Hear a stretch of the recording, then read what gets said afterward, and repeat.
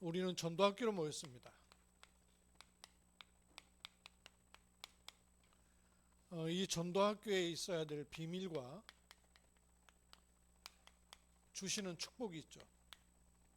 이걸 가지고 있어야 되겠는데, 성경에 전도학교라 할 수 있는 성경 구절이 어떤 것이 있을까를 생각을 해봤거든요. 물론 유 목사님이 전도학교에 관한 말씀을 때로 사도행전 2장의 말씀을 주기도 하셨고, 심지어는 사도행전 19장 에베소에서 전역 전도운동이 일어났던 것을 전도학교 말씀으로 주기도 하셨어요. 근데 흐름으로 보면 사도행전 2장에는 초대 교회라 할 수 있죠.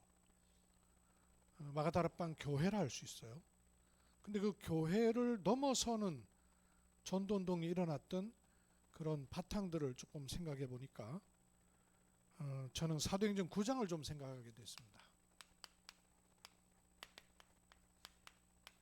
그래서 사도행전 9장 22절에서 31절 말씀을 읽으려고 합니다. 여러분 알다시피 사도행전 9장은 그 핍박자 사울이 돌아오게 되는 것이죠. 그 돌아와서 붙여졌던 장이 아나니아의 집에 붙여져서 거기에 며칠을 거하면서 나오자마자 즉시 복음 전하는 전도자가 됩니다. 그게 22절부터 나오는데요. 그런 핍박자가 돌아왔다는 소식을 듣고 예루살렘 교회의 제자들이 선뜻 그와 함께 하기를 꺼려합니다. 그때 바나바가 이 사울을 데리고 형제들에게로 가는 장면이 나옵니다. 22절에서부터 31절까지를 교독해서 보겠습니다. 사울은 힘을 더 얻어 예수를 그리스도라 증언하여 다메섹에 사는 유대인들을 당혹하게 하니라.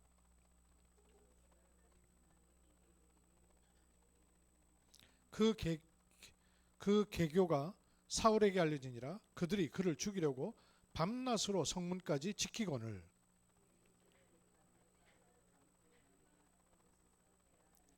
사울이 예루살렘에 가서 제자들을 사귀고자 하나 다 두려워하여 그가 제자 됨을 믿지 아니하니.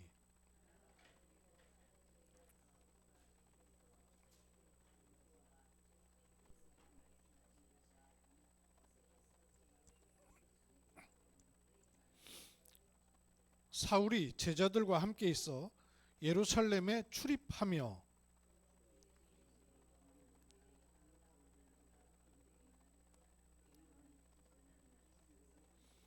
형제들이 알고 가이사라로 데리고 내려가서 다소로 보내니라. 갈릴리와 사마리아 교회가 평안하여 든든히 서가고 주를 경외함과 성령의 이루로 진행하여 수가 더 많아지니라. 아멘. 훗날 이 바울이라는 사람이 결국은 로마를 복음하는 일에까지 쓰임받는 사람이었단 말이에요. 근데 요 당시는 새가족이란 말이에요. 새가족 바울을 바나바가 데려다가 예루살렘에 있는 제자들에게 소개를 하는 장면이 나옵니다. 그러면 새가족 바울을 하나님은 누구에게 어디에 붙이셨을까 하는 것이 저는 한 교회가 아닌 전도학교라는 생각이 듭니다. 그 바탕으로 해서 제일 마지막에 보면 온 유대와 갈릴리와 사마리아 교회, 한 교회가 아니죠. 여러 교회가 그 지역을 놓고 함께 전도운동을 펼쳐나갔던 것입니다. 이런 것이 저는 전도학교의 바탕이다고 생각을 합니다. 그러면 전도학교에서는 뭘 해야 되느냐? 세 가지를 항상 마음에 좀 두셔야 됩니다. 한 사람 한 사람이 복음이 개인화되도록 돕는 것이 전도학교입니다. 두 번째, 복음이 개인화되면 당연히 일어나는 결과이기도 한데 못 벗어나는 것이 있어요. 그게 뭔지 하면 자신의 문제를 못 벗어나요. 복음을 받아놓고도.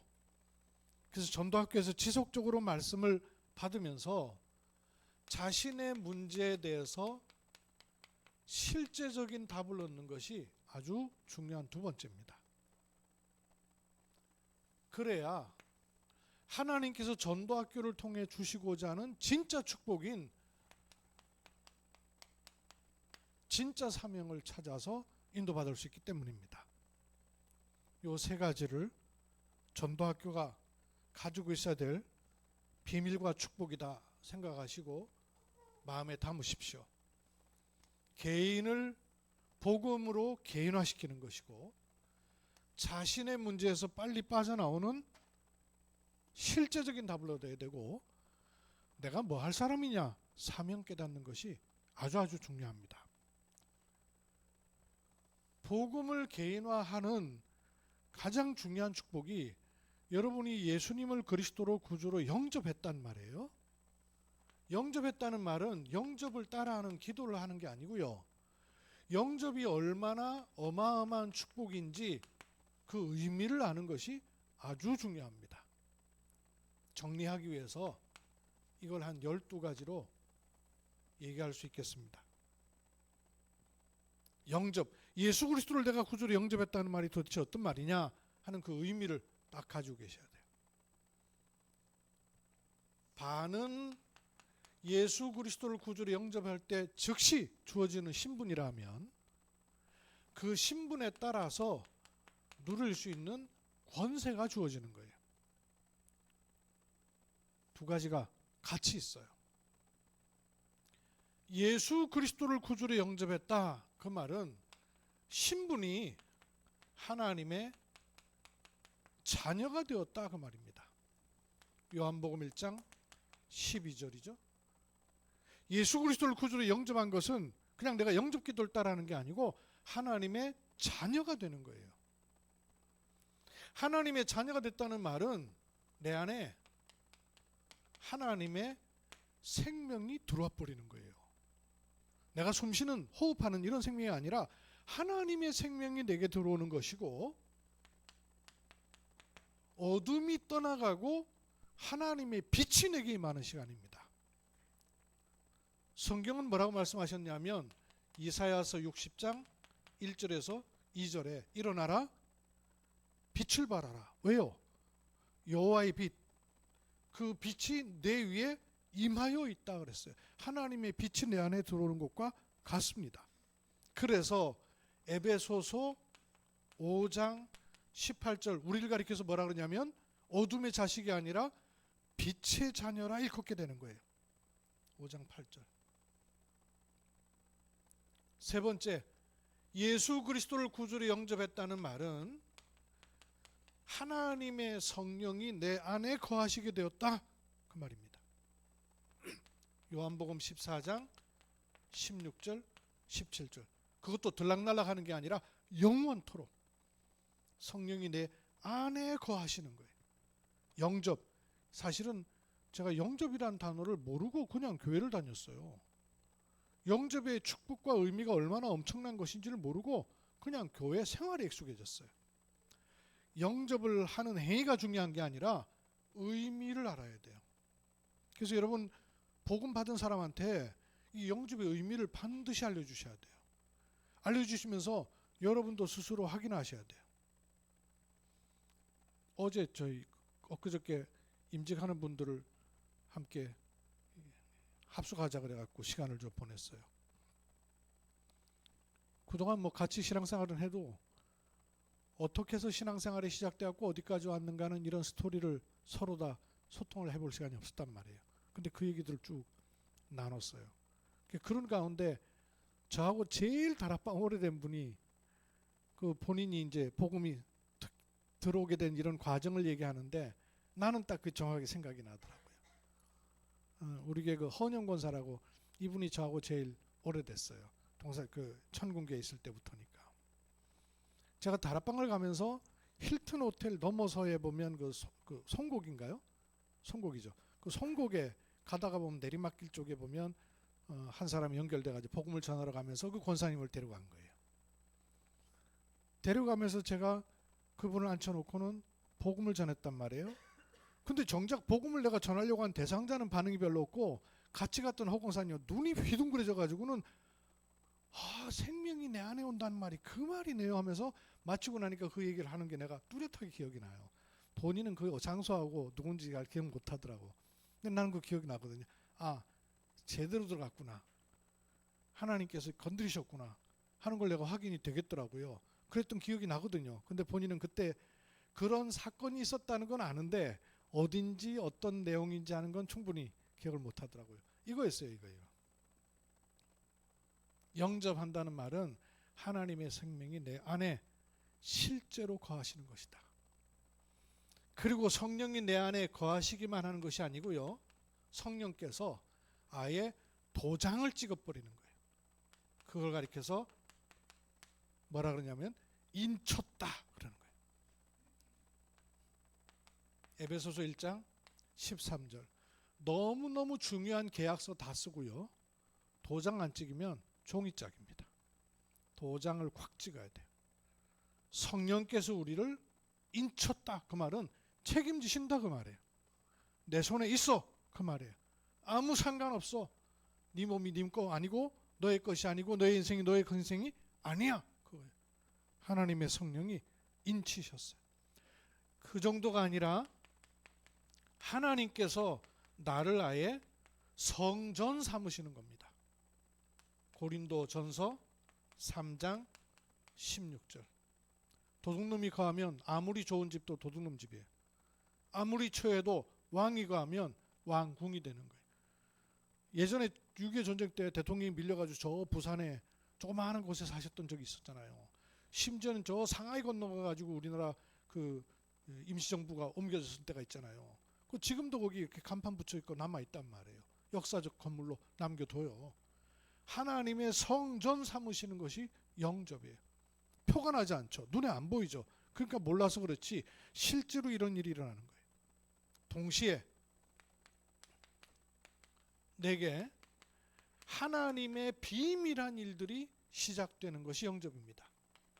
고린도전서 4장 1절. 우리를 하나님의 비밀을 맡은 사람이라고 그랬어요. 근데 그 하나님의 비밀이 뭐죠? 골로새서 2장 2절에 보면 하나님의 비밀이신 그리스도 그랬어요. 하나님의 비밀이신 그리스도가 내 안에 오셨어요. 그래서 하나님의 비밀이 시작된 거죠. 신분을. 이 신분으로 인해서 와지는 권세 보세요. 내가 하나님의 자녀 되었음을 다만 알게 되는 것이 아니라 하나님의 자녀가 되었음을 선포하는 겁니다. 로마서 10장 9절로 10절에 마음으로 믿어서 의에 이르고 입으로 선포해야 돼요. 시인하여 의에 이르니라 그랬단 말이에요. 그래서 아무나 부르는 게 아니에요. 13절 누구든지 이렇게 주의 이름을 부르는 자는 구원을 얻게 하신 거예요. 어마어마한 권세예요. 생명으로 빛으로 내 안에 오신 바람에 창세기 3장 어둠이 떠나가잖아요. 창세기 3장에서 영원하고 완전하게 해방되는 것이 영접입니다. 로마서 8장 1절 2절. 우리를 완전히 건져내시는 것이 영접이에요.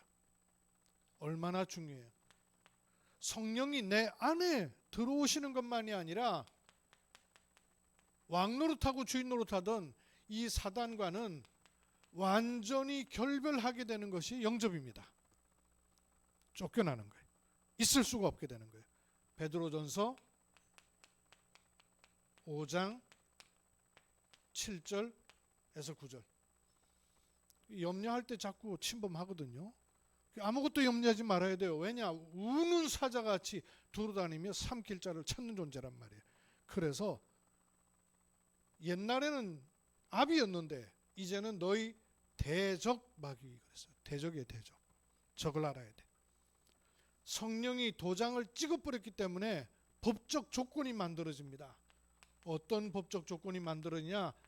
기도할 때 응답 받을 수밖에 없는 법적인 조건이 만들어지는 거예요. 요한복음 16장 24절. 그 이름을 주셨단 말이에요.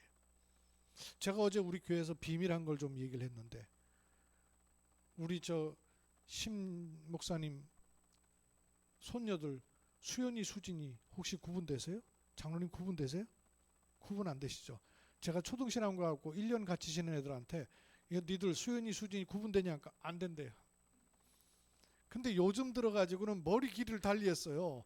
그러니까 수연이 좀 길고 수진이 좀 짧아졌거든요. 그런 바람에 이제 조금 알게 된 거예요. 제가 수연이, 수진이 구분하는 방법이 있어요. 수연이, 수진이 딱 구분을 어떻게 한 줄 아세요? 제가 어떻게 한 줄 알았더니, 수연이는 점이 있어요. 여기 밑에 점이 있거든요. 근데 점 너무 작아갖고 멀리 있으면 안 보여요. 제 차에 딱 타면요, 제가 수연아 이렇게 불러요. 대답하는 애가 수연이에요. 교회 이렇게 둘이 들어오잖아요. 그럼 제가 좌우지간 이름을 부릅니다. 수진아 불러요. 대답하는 애가 수진이에요. 이름 부르는 거예요. 이름을 부르세요, 여러분. 기도 응답 받을 수 있는 법적인 이름을 주셨단 말이에요. 그게 권세예요. 이걸로 개인화시켜야 돼. 하나님의 성전이기 때문에 하나님 보실 때에 최대의 관심이 시작되는 게 영접이에요. 스바냐서 3장 7절. 너희 하나님 여호와가 너희 가운데 계시고, 우리를 어느 정도로요? 기뻐하신다는 거예요. 그래서 예수 그리스도를 구주로 영접했다는 말은 하나님이 최대의 관심을 갖게 되었다. 반면에 뭐가 비밀이에요? 사단이 쫓겨날 뿐만 아니라 사단은 완전히 두려움의 대상이 되는 것이 예수 그리스도를 구주로 영접한 사람입니다. 근데 내가 마귀 사단을 두려워하고 있으면 이거 헷갈리는 거예요. 마귀가 처음에는 쫓겨나가지고 막 견제하고 노리고 있고 얼마나 벌벌 떨고 두려워서 저걸 어떻게 하나 이러고 있다가 눈치를 보는데 가만히 보니까 내가 신경이 하나도 없거든요. 내가 오히려 이거 마귀를 무서워하고 있거든. 이러니까요, 마귀가 와가지고 건드려 보잖아요. 이렇게 사단이 두려움의 대상이 되는 거예요. 요한복음 10장 28절 29절에 영생을 주노니 그랬어요. 저희를 영원히 멸망시킬 수 없으며, 영원히 멸망시킬 수가 없습니다. 그래서 그를 내 손에서 빼앗을 자가 없느니라. 그를 주신 내 아버지는 만물보다 크심에 아무도 아버지에게서 그를 빼앗을 수가 없느니라. 사단이요, 우리를 보는 게 아니야. 우리 안에 계시는 여호와 하나님의 그 엄청난 빛에 가리워지는 거예요. 영접의 의미를 가지고 복음을 개인화시키는 거예요. 그럼 뭐가 서겠어요? 이 망대가 서는 거죠. 또 자기 문제에 대해서 문제를 없애는 게 아니라 빨리 답을 얻어버려야 돼요. 제일 먼저 얻어야 될 답이, 예수 그리스도를 구주로 영접한 사람이 제일 먼저 얻을 답이요, 영적 문제에 대해서 답을 얻어야 돼요. 왜? 이거 전혀 모르고 살고 생각도 안 하고 살잖아요. 영적 문제. 원인이 뭔지. 영적 문제가 오는 원인이 있거든요. 그 원인, 이 세 가지는 항상 같이 돌아가요. 뭐 세 가지죠? 사탄과 죄와 하나님 떠난 문제. 이건 항상, 이 세 가지는 항상 같이 다녀요. 마귀가 제일 좋아하는 건 뭐냐? 죄. 그래서 하는 짓이 뭐냐? 하나님 떠나게 만드는 거예요. 하나님과 끊어버리는 거예요. 하나님을 떠났다는 말이 무슨 말이에요? 마귀 아래에 잡히는 거예요. 그걸 죄라 하는 거예요. 뭐가 죄입니까? 사단에게 잡히는 거, 하나님과 떠나는 것이, 그게 죄예요. 이 세 가지가 항상 같이 있어요. 그런데 죄도 틀리게 알거니와 하나님을 떠났다는 것도 틀리게 알거니와 특히 이걸 모르는 거예요. 그래서 원인을 모른단 말이에요. 영적 문제, 원인과 함께 배경이 반드시 있죠. 배경. 숨은 문제 있단 말이에요. 오래된 문제 있단 말이에요. 그래서 사단은 이것 갖고 계속 속이거든요. 이 눈을 뜨도록 해야 되는 것이죠. 그래서 사탄의 존재와 실체와 실제 활동하고 있는 것을 깨닫도록, 그래야 복음이 개인화될 뿐만 아니라 빠져나와요. 복음이 아니면 안 되는 이유를 알게 되죠. 두 번째 해결해야 되는 게 있습니다. 특히 질병, 건강을 포함해서. 질병에 대해서는 여기 역시 원인이 뭔지와 해결하는 순서 알아야 되고요. 영적인 일을 풀어야 됩니다. 그래서 영적인 과학인 기도를 알아야 빠져나와요. 여러분, 질병이 오는 원인이 뭐죠? 일반적인 원인이 있어요. 실수해가지고 넘어져가지고 다리 부러지는 것도 있어요. 그런가 하면 영적인 데에 원인이 있는 경우도 있단 말이에요. 귀신이 역사하고 사단이 역사해서 오는 병도 있거든요. 그래서 순서 중요하거든요. 육신 문제부터 아니잖아요. 영적인 문제부터 해결해야 되고요.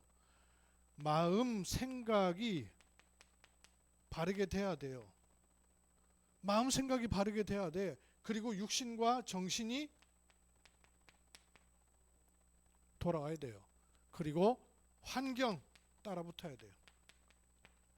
영적으로 병들어 보세요. 환경도 딱 병든 환경으로 자꾸 가잖아요. 그래서 요 순서대로 갈 수 있도록, 그래서 이런 과정을 통해서 하나님이 다른 삶 살리는 증인으로 주셨기 때문에 다 불러둬야 돼요. 세 번째는 자기 업에 대해서, 경제적으로나 사람이나 환경이나 어려움을 많이 겪는단 말이에요.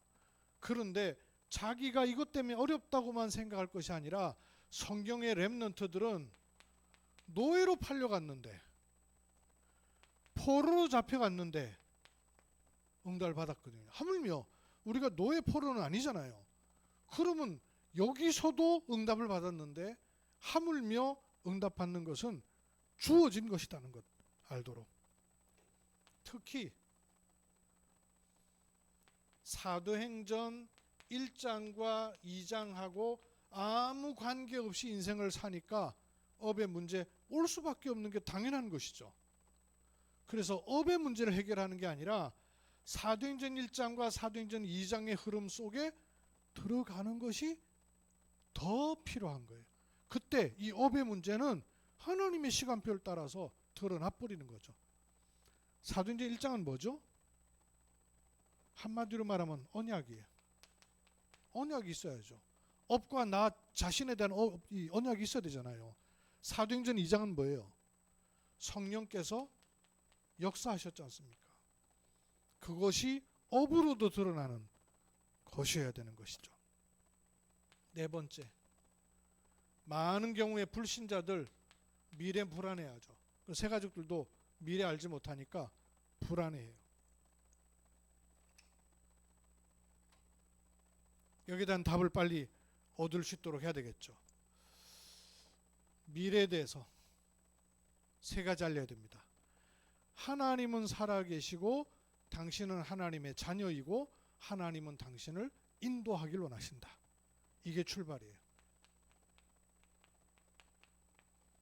생각이 미래에 잡혀 있으니까 걱정 근심으로 출발하니까 안 되는 거죠. 인도를 못 받죠. 어디서 출발해야 돼요? 하나님 분명히 살아계시고 당신은 하나님과 관계없지 않고 하나님의 자녀다.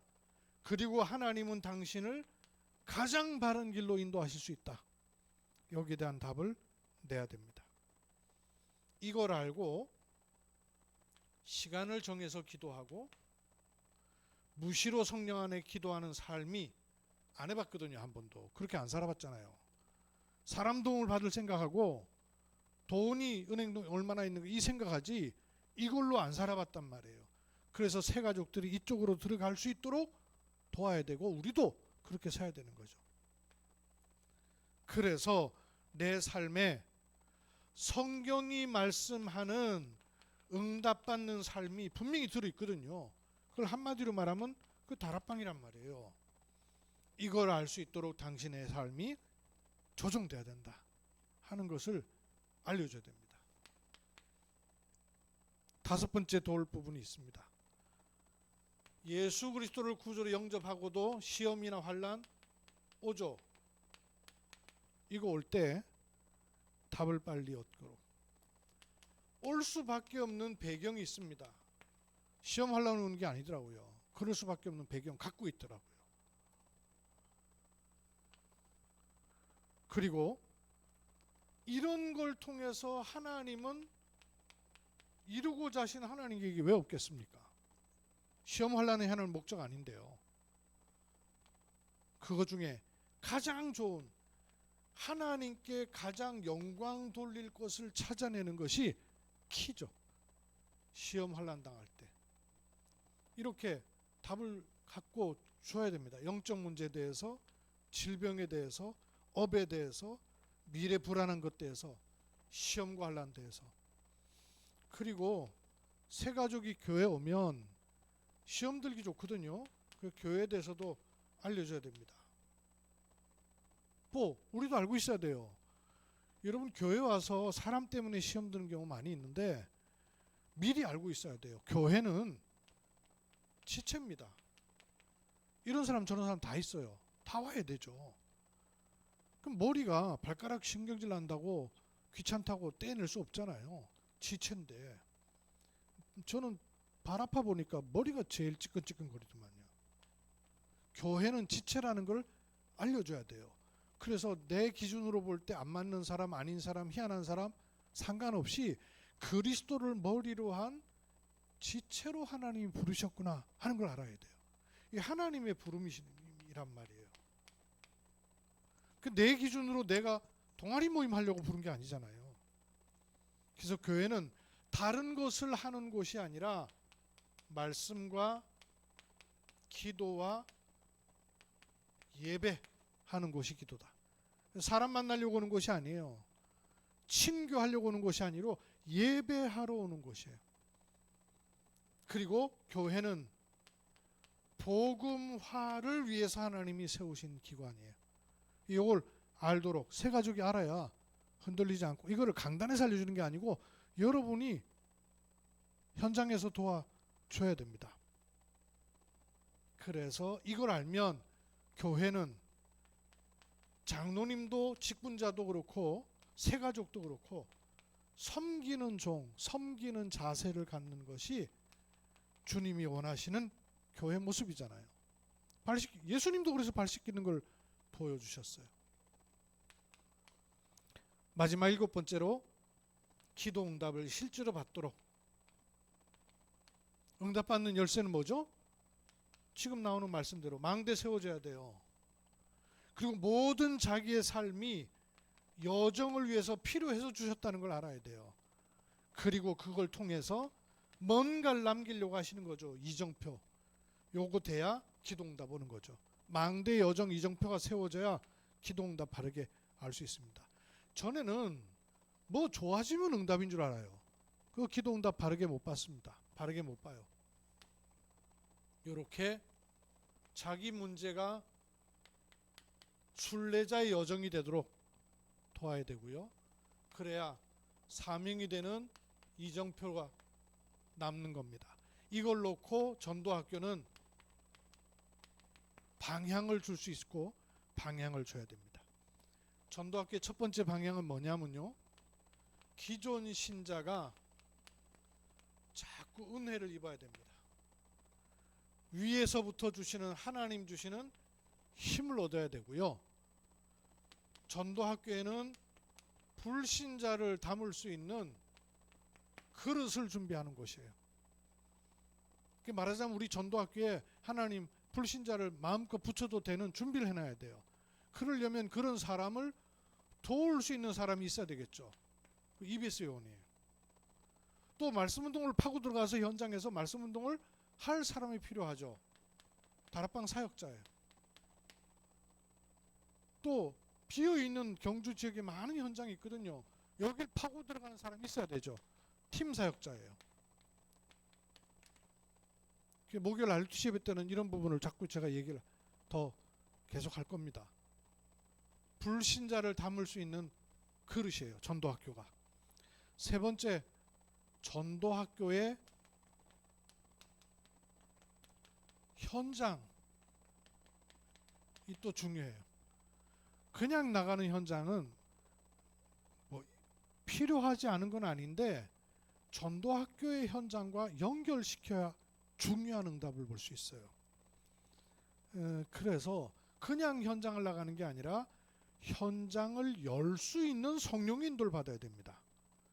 또 성령의 인도를 받는 팀 구성이 돼야 됩니다. 그래야 성삼위 하나님의 역사를 볼 수가 있어요. 누구든지. 네 번째, 그리고 지금은 셋들 또 무슨 시대예요? 금토일 시대. 또 묵상운동. 이 세 가지 단어가 많이 나오잖아요. 이 사실 다른 게 아니고 같은 거예요. 셋들은 시스템을 말하면 금토일 시대는 날, 시간을 말하는 것이고 그 내용은 묵상운동이라는 얘기예요.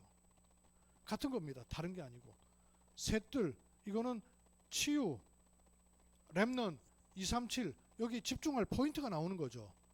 그거를 금토일이라는 시간 통해서 할 수 있다는 거예요. 그 방법은 뭐냐?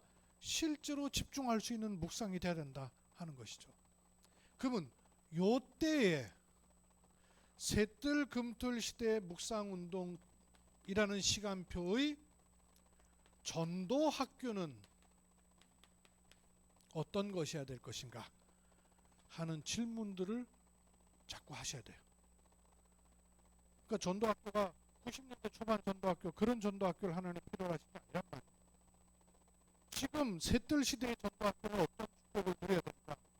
금토일 시대 전도학교는 하나님께서 준비해 놓으신 것이 뭔가 이걸 볼 수 있어야 된단 말이에요.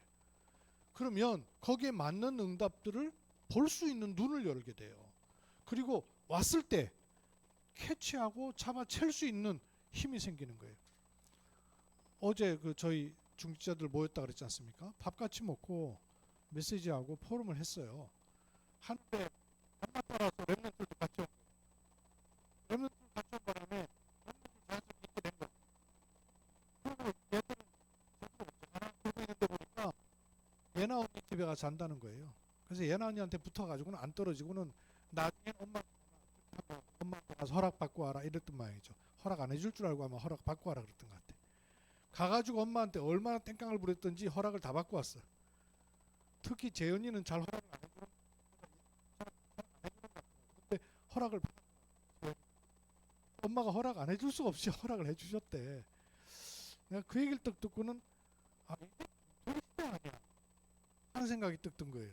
중직자가 모여있는 곳에 렘넌트가 지들 그냥 엄마 따라온 것처럼 보이지만 이게 사실 금토일 시대를 할 수 있는 바탕이 이런 거 아니냐. 그래서 프로그램으로 교회에서 광고하지 않고도 자연스럽게 된 야 너무 좋은 금토일 시대다 생각이 들어가지고 애들하고 모아놓고 그래 그러면 니들이 사택까지 하는 바람에 저희 쫓겨났거든요. 그래갖고 그날 갑작스럽게 집사람하고 저는 교회에서 자고 집 다 내주고 애들은 거기 잤어요. 그래서 야 니네가 그냥 예나 언니 집에 가서 자고 싶어하고 자면 목사님 사모님 쫓겨나고 이게 무슨 꼴이냐.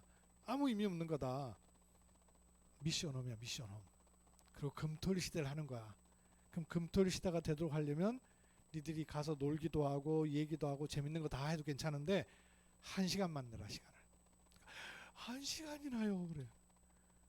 1시간 많은 것 같아도 오늘 저녁에 가서 30분 내일 아침에 일어나 30분 그러니까 시간이 쭉 훅 줄어드는 것 같잖아요. 할만하다는 거예요.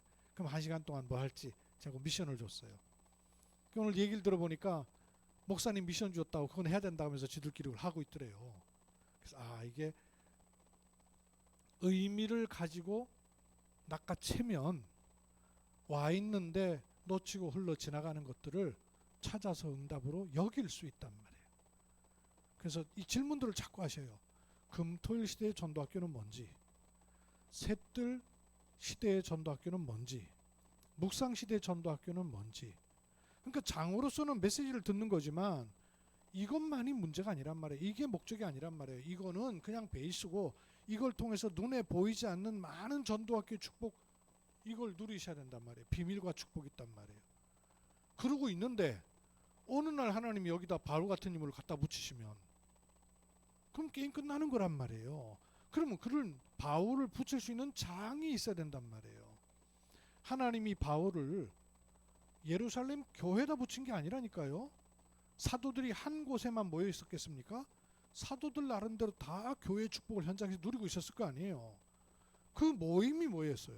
전도학교란 말이에요. 교회를 초월해서 모이는, 그리고 지역을 함께 내다보는 이런 소중한 전도학교에 비밀과 축복이 들어있었던 거예요. 이 축복을 알고 누리는 우리 전도학교 모든 멤버가 되기를 주의 이름으로 축원합니다. 하나님의 은혜를 감사드립니다. 전도학교의 비밀과 축복을 앉게 하심을 감사합니다. 개인이 복음을 개인화하며 자신의 문제에 실제적인 답을 얻고 우리가 함께해야 될 사명이 무엇인가에 눈을 뜨는 은혜를 더욱 허락해 주옵소서. 주 예수 그리스도의 이름으로 기도하옵나이다. 아멘. 268장이었죠 아까? 우리 오늘의 찬송 268장 찬송하며 전도학교 헌금하겠습니다.